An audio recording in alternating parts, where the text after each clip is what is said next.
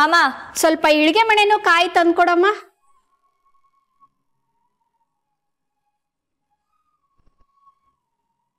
Breaking news, ನಗರದಲ್ಲಿ ಭೀಕರ ಅಪಘಾತ, ಹಿಟ್ ಅಂಡ್ ರನ್ ಕೇಸ್. ಇದಕ್ಕೆ ಪ್ರಸಿದ್ಧ ಉದ್ಯಮಿ ಧರ್ಮೇಂದ್ರ ಪ್ರಧಾನ್ ಅವರ ಮಗನೇ ಕಾರಣ ಅಂತ ಸುದ್ದಿ ಕೇಳಿ ಬರ್ತಾ ಇದೆ.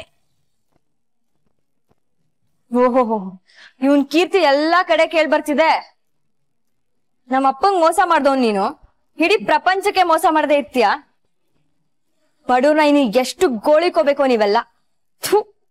ನೀನೇ ನಮ್ಮ ಇದನ್ನ ನೋಡ್ಕೊಂಡು ಎದ್ದೋಗ್ ಬೇರೆ ಕೆಲ್ಸ ನೋಡ್ಬಾರ್ದಾ? ಆಂಟಿ ಆಂಟಿ ನಾನ್ ನೋಡ್ತೀನಿ ನಿರ್ಮ. ಅಯ್ಯಯ್ಯೋ, ಒಲೆ ಮೇಲೆ ಹಾಲಿಟ್ಟಿದ್ದೆ. ಅಯ್ಯೋ, ಓ ಮುಕುಂದ್ ಬಾ. ಆರಾಧನಾ, ಅಮ್ಮ ಬಜ್ಜಿ ಕೊಟ್ಟು ಕಳ್ಸಿದಾರೆ. ಗಮ್ ಅಂತಿದೆ. ಕಮಲಕ್ಕ ನಂಗೆ ಥ್ಯಾಂಕ್ಸ್ ಹೇಳ್ಬಿಡು. ಖಂಡಿತ ಹೇಳಿ. ಆಮೇಲೆ ನೀನ್ ಹೋಗಿದ್ ಕೆಲ್ಸ ಏನಾಯ್ತು?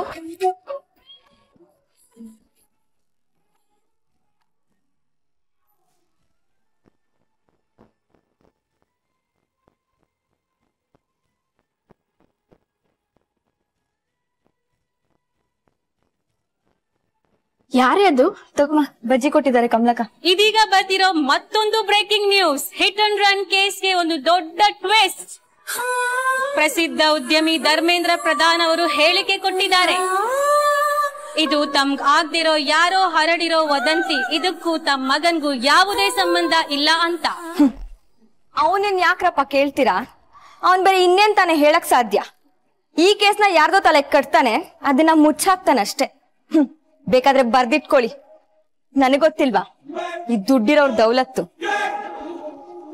ನಡಿಯಮ್ಮ, ಅಡ್ಗೆ ಮನೇಲಿ ಕೆಲ್ಸ ಇದ್ರೆ ನೋಡ. ನಡಿಯಮ್ಮ.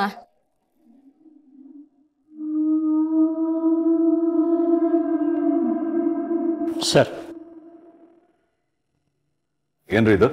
ಈಗ ಸರೆಂಡರ್ ಆಗಿರೋ ಡ್ರೈವರ್ದು ಕಾಲ್ ಡೀಟೇಲ್ಸ್ ಸರ್.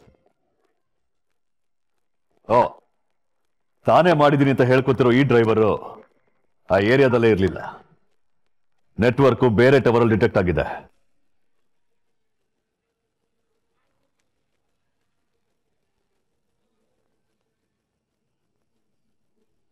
ಅಂದ್ರೆ ಆಕ್ಸಿಡೆಂಟ್ ಮಾಡಿದವನು ಇವನಲ್ಲ. Sir, CCTV footages?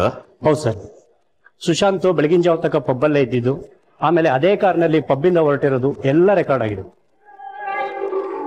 ಸರ್, ಎಲ್ಲಾ ಸೋಷಿಯಲ್ ಮೀಡಿಯಾದಲ್ಲೂ ಸರ್ಚ್ ಮಾಡಿದೆ, ಎಲ್ಲೂ ಸುಶಾಂತ್ ಅವ್ರ ಫೋಟೋ ಸಿಗ್ತಾ ಇಲ್ಲ. ಏನ್ರಿ ಹೇಳ್ತಿದ್ದೀರಾ? ಈಗಿನ ಜನರೇಷನ್ ಅವರು ಸೋಷಿಯಲ್ ಮೀಡಿಯಾದಲ್ಲಿ ಇಲ್ಲ ಅಂತ ಹೇಳ್ತಿದ್ದೀರಾ? ಎಲ್ಲ ಕಡೆ ಜಾಲಾಡಿದೀನಿ ಸರ್, ಒಂದ್ ಫೋಟೋ ಬೇಕು ಅಂದ್ರೂ ಸಿಗ್ತಾ ಇಲ್ಲ. ಪಕ್ಕಾ ಕ್ರಿಮಿನಲ್ ಇವನು, ಒಂದ್ ರೆಕಾರ್ಡು ಇಟ್ಟಿಲ್ಲ. ಪರವಾಗಿಲ್ಲ ಬಿಡಿ, ಫೋಟೋ ಸಿಕ್ಕಿಲ್ಲ ಅಂದ್ರೆ ಏನಾಯ್ತು? ನನಗ್ ಬೇಕಾಗಿರೋ ಎವಿಡೆನ್ಸ್ ಸಿಕ್ಕಿದೆ. ಆ ಸುಶಾಂತ್ಗೆ ನಾನು ಯಾರು ಅಂತ ನಾಳೆ ತೋರಿಸ್ತೀನಿ. ಅಮ್ಮೋ,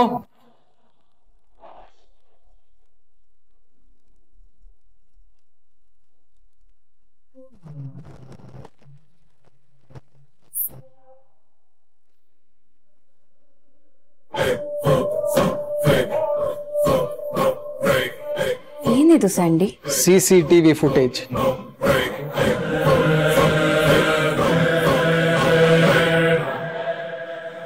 ಆಕ್ಸಿಡೆಂಟ್ ಆಗಿರೋ ಕಾರ್ನ ನಾನೇ ಓಡಿಸಿದ್ದು ಅಂತ ಹೇಳೋದಕ್ಕೆ ಇರೋದು ಇದೊಂದೇ ಸಾಕ್ಷಿ. ಅದನ್ನ ಡೆಸ್ಟ್ರಾಯ್ ಮಾಡು ಸ್ಯಾಂಡಿ. ಮನೆಗ್ ತಂದು ಏನ್ ಮಾಡ್ತಿದ್ಯಾ? ಬೇರೆ ಎಲ್ಲ ಕಾಪಿನೂ ಡಿಲೀಟ್ ಮಾಡಿದ್ದೀನಿ. ಇರೋದು ಇದೊಂದೇ. ಮುಂದೊಂದು ದಿನ ಇದು ನಮ್ ಸಹಾಯಕ್ಕೆ ಬರುತ್ತೆ ಅಮ್ಮ. ಸಹಾಯಕ್ ಬರೋದು ನಮ್ಗಲ್ಲ ಸ್ಯಾಂಡಿ, ನನ್ ತಮ್ಮಂಗೆ. ಇದ್ ಯಾರ ಕೈಗಾದ್ರೂ ಸಿಕ್ಕಿದ್ರೆ ನಮ್ ಕನ್ಸು, ನಮ್ ಲೈಫ್ ವಿಲ್ ಬಿ ಫಿನಿಶ್ಡ್. ಇದನ್ನ ಯಾರಿಗೂ ಸಿಗ್ದಿರೋ ತರ ಇಡೋಣ ಸ್ಯಾಂಡಿ. ಇದು ನಮ್ ವಿರುದ್ಧನೇ ಇರ್ಬೋದು, ಆದ್ರೆ ಮುಂದೊಂದು ದಿನ ರಾಜ್ ವಿರುದ್ಧ ಉಪಯೋಗಕ್ಕೆ ಬರುತ್ತೆ.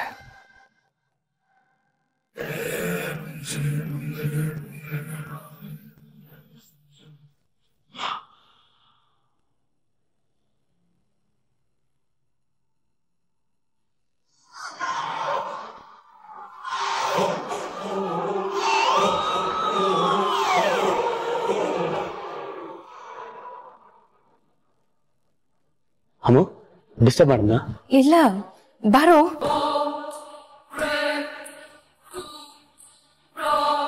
ಬಾ.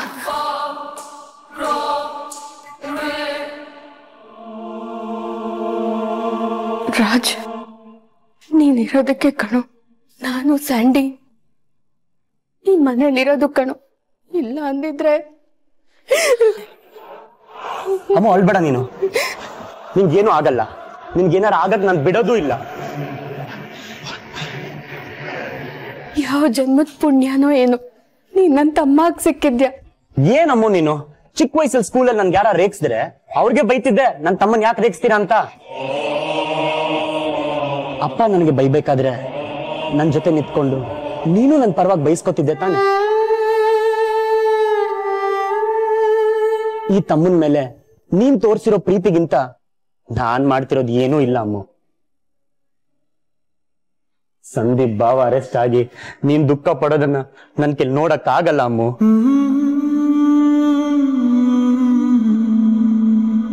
ಆಕ್ಸಿಡೆಂಟ್ ಬಗ್ಗೆ ಏನಾರ ಗೊತ್ತಾಯ್ತಾ ಬಾವ?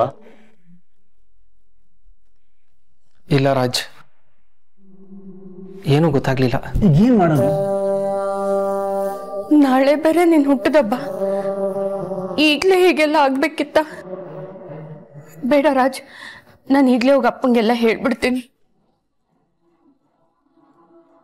ನನ್ನಿಂದ ನಿನ್ ಜೀವನ ಪೂರ್ತಿ ಕೆಟ್ಟವನು ಅಂತ ಹೆಸರು ಹೊತ್ಕೊಂಡು ಓಡಾಡೋದು ನಂಗೆ ಇಷ್ಟ ಇಲ್ಲ. ಈಗ್ಲೇ ಹೋಗಿ ಅಪ್ಪಂಗೆ ಹೇಳ್ಬಿಡ್ತೀನಿ. ಅಮ್ಮು ಪ್ಲೀಸ್ ಡೋಂಟ್ ಡೂ ದಟ್. ಈ ಮನೇಲಿ ಡ್ಯಾಡ್ ದೃಷ್ಟಿಲಿ ನನ್ ಕೆಟ್ಟವನೇ ತಾನೆ. ಏನಕ್ಕೂ ಲಾಯಕ್ಕಿಲ್ಲ, ಯಾವುದಕ್ಕೂ ಪ್ರಯೋಜನ ಇಲ್ಲ, ಬೇಜವಾಬ್ದಾರಿ ಹುಡುಗ. ಇದೇ ತಾನೆ ಡ್ಯಾಡ್ ನನ್ನ ಬಗ್ಗೆ ಥಿಂಕ್ ಮಾಡೋದು. ಅಮ್ಮು ನಾನು ಆರಾಮಾಗೇ ಇದ್ದೀನಿ, ನೀನ್ ತಲೆ ಕೆಡಿಸ್ಕೋಬೇಡ. ಮಳೆನೇ ಬರ್ತಿದ್ಯಂತೆ, ಒಂದ್ ಬಕೆಟ್ ನೀರು ಯಾವ ಲೆಕ್ಕ? ಬಾವಾ, ಅವರು ನಂಬ್ಕೊಂಡು ಎಷ್ಟು ಜನ ಇದ್ದಾರೋ ಏನೋ. ಪ್ಲೀಸ್ ಅವ್ರಿಗೆ ಸಹಾಯ ಮಾಡಿ. ಶೋರ್ ರಾಜ್, ಮಾಡ್ತೀನಿ. But thank you so much. Thank you. It's okay ಬಾಬಾ.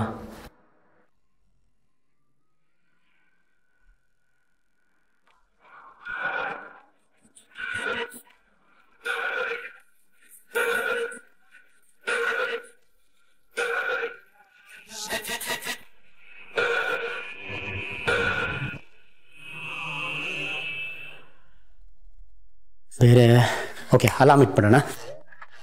ಎಷ್ಟೊತ್ತಿಗೆ ಇಡೋಣ? 6:1 ಹೇಳಿಲ್ಲ ಅಂದ್ರೆ 6:2, ಇದಕ್ಕೂ ಹೇಳಿಲ್ಲ ಅಂದ್ರೆ ಒಂದು ಕೆಲಸ ಮಾಡೋಣ. 6:3, 6:4, 6:5, 6:6, 6:7, 6:8, 6:9, 6:10. ಓಕೆ, ಯಾವುದಕ್ಕೂ ಹೇಳಿಲ್ಲ ಅಂದ್ರೆ ಕಾಂತ, ಲೋ ಕಾಂತ, ಬಾರ ಇಲ್ಲಿ. ನಿನ್ ಫೋನ್ ಕೊಡು. ಯಾಕೆ ರಚನಾ? ಫೋನ್ ಅಲಾರ್ಮ್ ಇಡು. ಹೌದಾ? ಎಷ್ಟು ಗಂಟೆ ಇಲ್ಲಿ ರಚನಾ? 6:1, 6:2, 6:3, 6:4, ಹಂಗೆ 6:10 ವರೆಗೂ ಇಟ್ಬಿಡು. ನಿಮಿಷಕೊಳ್ಳರಮ್ಮ. ಯಾಕೆ ರಚನಾ? ಬೆಳಿಗ್ಗೆ ಆ ಮ್ಯೂಸಿಕ್ ಡ್ಯಾನ್ಸ್ ಮಾಡಕ್ಕೆ ಹೇಳ್ದಷ್ಟು ಮಾಡ. ರಾಜಣ್ಣ, ನಾನೇ ಹೋಗ್ತೀಯಾ? ಹೇಳ್ದಷ್ಟು ಮಾಡ್ಕಂತ ನನ್ ಕೋಪ ಬರ್ಸ್ಬೇಡ. ಮತ್ತೇನಾದ್ರು ಬೇಕು ರಾಜಣ್ಣ? ಒಳ್ಳೆ ನಿದ್ದೆ ಬೇಕು, ಕೊಡ್ತೀಯಾ? ಸುಮ್ನೆ ಬಾಗ್ಲು ಮುಚ್ಕೊಂಡು ಹೋಗು, ನಂಗೆ ಯಾರು ಡಿಸ್ಟರ್ಬ್ ಮಾಡಬಾರ್ದು. ತುಂಬಾ ಕೋಪದಲ್ಲಿದ್ದೀನಿ ನಾನು. ಸರಿ ರಾಜಣ್ಣ.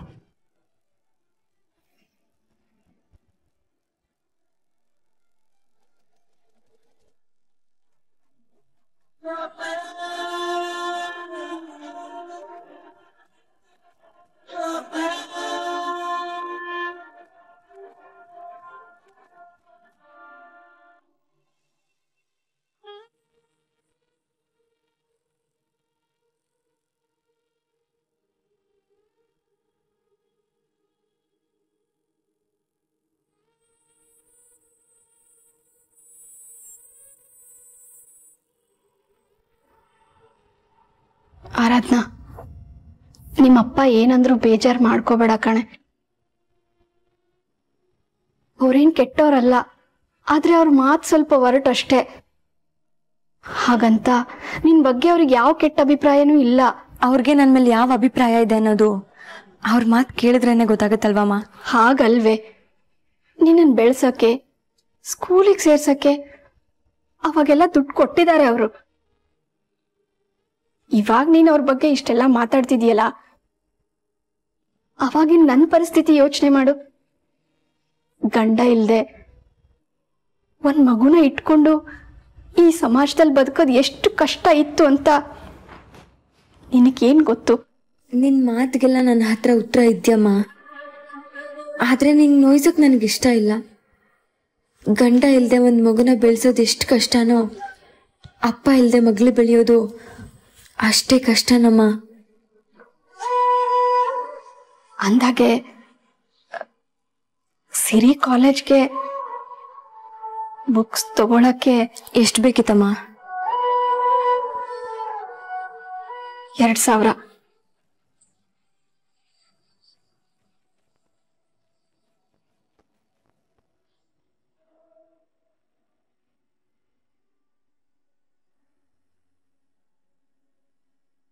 ಆರಾಧನಾ, ದುಡ್ಡು ಬೇಕು ಅಂತ ನೇರವಾಗಿ ಕೇಳ್ಬೋದಿತ್ತಲ್ವಮ್ಮ? ತಗೋ.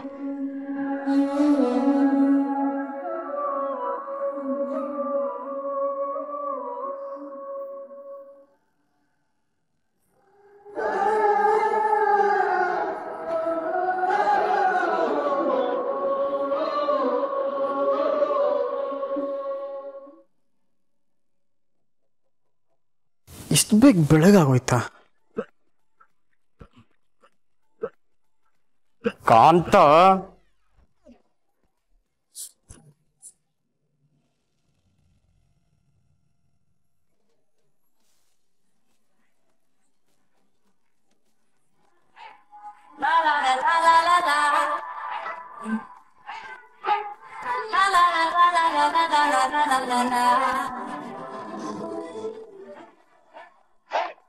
ರೇಷ್ಮಾ, ನೀನೇನ್ ಮಾಡ್ತಿದ್ಯಾ ಇಲ್ಲಿ? Happy birthday baby. ನಿನ್ ಟ್ರಿಪ್ ಕ್ಯಾನ್ಸಲ್ ಆಯ್ತು ಅಂತ ಗೊತ್ತಾಯ್ತು, ಅದಕ್ಕೆ ನೀನ್ ಬೇಜಾರಲ್ಲಿ ಇರ್ತೀಯ ಅಂತ ಬಂದೆ. ನಿನ್ ಬರ್ತ್ಡೇ ಸೆಲೆಬ್ರೇಷನ್ ನನ್ಗಿಂತ ಚೆನ್ನಾಗಿ ಯಾರು ಮಾಡ್ತಾರೆ? ನೀ ಒಳಗೆ ಬಂದೆ? ರಾಜಣ್ಣ, ನಾನೇ ಒಳಗ್ ಬಿಟ್ಟೆ. ತಕಳಿ ರಾಜಣ್ಣ, ಹ್ಯಾಪಿ ಬರ್ತಾಳೆ.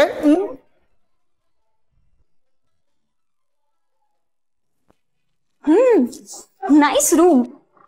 ಇಲ್ಲಿವರೆಗೂ ಯಾಕೆ ಬರಕೋದೆ ರೇಷ್? ಎಲ್ರು ಗರ್ಲ್ ಫ್ರೆಂಡ್ಸ್ ಬಂದ್ರೆ ಸಾಕು ಅಂತ ಅನ್ಕೊಳ್ತಾರೆ. ನಿನಗ್ ನನ್ ಕಂಡ್ರೆ ಇಷ್ಟನೇ ಇಲ್ಲ. ಹಾಗಲ್ಲ ಬೇಬಿ, ನೀ ಬಂದಿರೋದ್ ಮನೇಲಿ ಯಾರ ನೋಡಿದ್ರೆ ಅಷ್ಟೇ ನನ್ ಕತೆ. ಅದಲ್ದೆ ಬೆಳಿಗ್ಗೆಯಿಂದ ಆಗಿರೋ ಅವಂತರ ನಂಗೆ ಸಾಕಾಗೋಗಿದೆ. ನಂಗೆ ಈ ಬರ್ಡೇ ಸೆಲೆಬ್ರೇಟ್ ಮಾಡಕ್ಕೆ ಮೂಡೇ ಇಲ್ಲ ಬೇಬಿ. ನಿನ್ಗೋಸ್ಕರ ಎಷ್ಟು ರಿಸ್ಕ್ ತಗೊಂಡು ನಾನು ಅಷ್ಟು ದೂರದಿಂದ ಬಂದಿದ್ದೀನಿ. ನೀನ್ ನೋಡಿದ್ರೆ ಬರ್ತ್ಡೇ ಮಾಡೋದಕ್ ಮೂಡಿಲ್ಲ ಅಂತ ಹೇಳ್ತಾ ಇದೀಯಾ. ಹಾಗಲ್ಲ ಬೇಬಿ, ಈಗೇನು ಕೇಕ್ ಕಟ್ ಮಾಡ್ಬೇಕು ತಾನೆ? ಇರೋ ನಿಮಿಷ.